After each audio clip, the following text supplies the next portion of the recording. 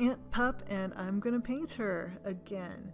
In case you've been wondering where I was over the past few months, I've been working on a series of large paintings of my nieces. In January, Biddy, aka Eve, had her second birthday, and I took literally hundreds of photos that day. She had a Snow White themed birthday party, and my sister Emily found a Snow White costume for her to wear. It was pure magic, and the red, yellow, and blue colors begged me to paint them. That afternoon, I fell in love with the light on that dress, and I also loved watching Biddy take a break from opening her presents to check out her box of new books. As I looked through my photos later, I knew I had hit the jackpot. I settled on this photo. She's deep inside that book, and look at her little feet. But I didn't like how prominent the box of books was, and I didn't want to paint that pink chair, and the Beauty and the Beast box didn't interest me. So I decided to move Biddy to the right and create a vertical composition. Because I am old, all I did was use Microsoft Paint to make this happen.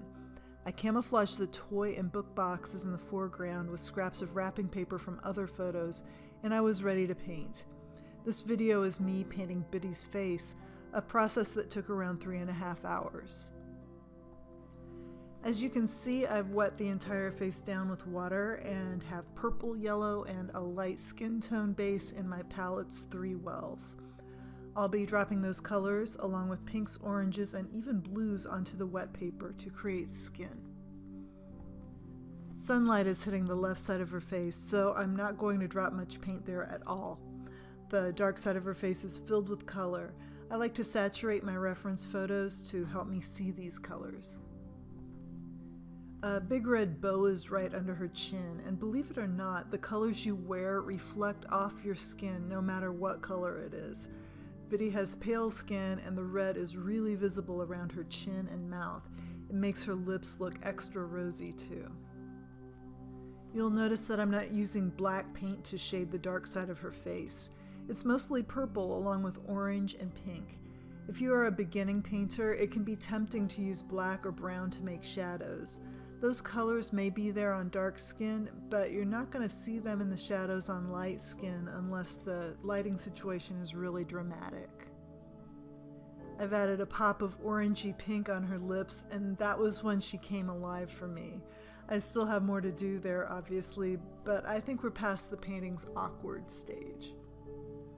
I'll continue to define her features, and this is a tricky thing to do when you're working on a baby or a little child. Their perfect skin is much harder to paint than someone with a few wrinkles or other textures on their face. With small children, there's really no room for error. You have to keep it all very soft and blended. I just removed a few bits of masking fluid from her lips and the tip of her nose. Masking fluid protects the paper from paint, and before I started painting this, I dabbed it onto those places. If you've watched any of my other videos, you're familiar with this step. Sometimes I use masking fluid a lot, but not so much with this painting.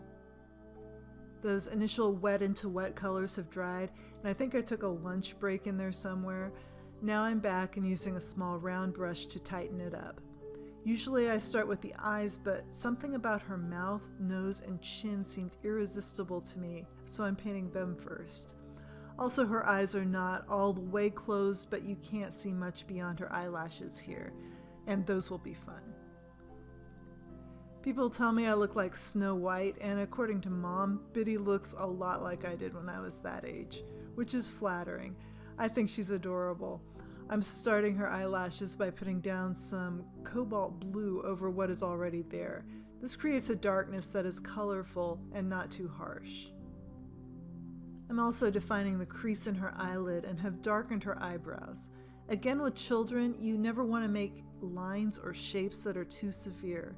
Like everyone on the Eddington side of the family, she has prominent dark eyebrows, but to paint a layer of dark brown where they should be would be just too harsh. I'll build them up slowly, and I will do the same with her eyelashes. I'm currently adding more layers of color to the shadows. Watercolor lightens a bit as it dries, and you can see that happening in this sped up video, which is 20 times faster than in real life. At that speed, You can see the paint evaporate and lighten in seconds. I should also add that I painted this on a rainy day, and the darkness surrounding my desk makes the colors in this video less intense than what you'd see in real life, where the colors are more saturated. Biddy reminds me a lot of my sister when she was 2. Little movements she makes, her reactions to things she enjoys, and her love for her sister. She brings back so many memories of when Emily was little. I think Biddy is going to be one of those people who is simply overjoyed to be alive. For most of my YouTube videos, I try to select a subject I can finish in a few hours, but for my studio paintings, I take a lot longer. After I finished the face here, the rest of the painting took something like 24 more hours. It was very complicated, and creating a video of the entire process would have devoured the small amount of memory I have left on this laptop.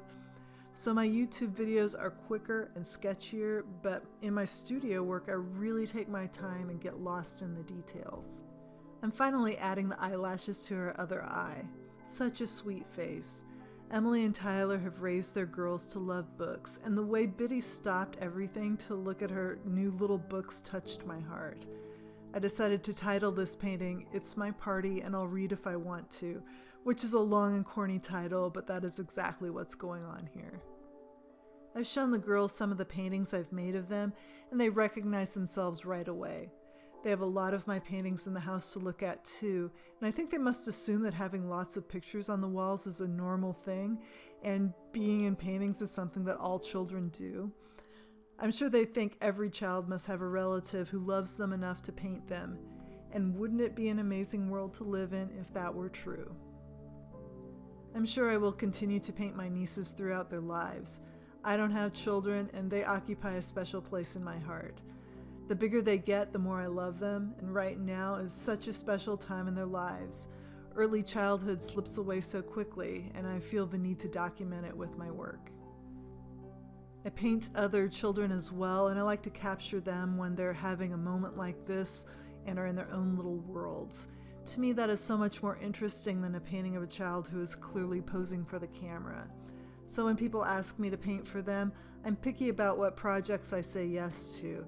If you're interested in commissioning a painting, please contact me via my website, which I've linked to below. You can also see in-progress pictures as I work on paintings like this one, and I try to update the in-progress page every day or 2. I continued to document this painting as it evolved. Here it is a couple of days later with hair and some background items. Next, I added some more toys and wrapping paper. I painted the arms and legs in one day, and then the book, the top part of the dress, and some of the carpet happened. The yellow tulle skirt took 2 whole days to finish. And here is day 2. On the last day, I added finishing touches and scanned the painting. And this completes my series.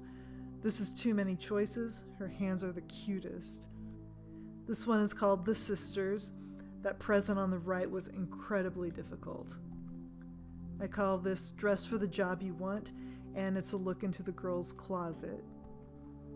And finally, It's My Party and I'll Read If I Want To. Sorry if that song's in your head now. I can't get it out of mine. Thanks a lot for watching.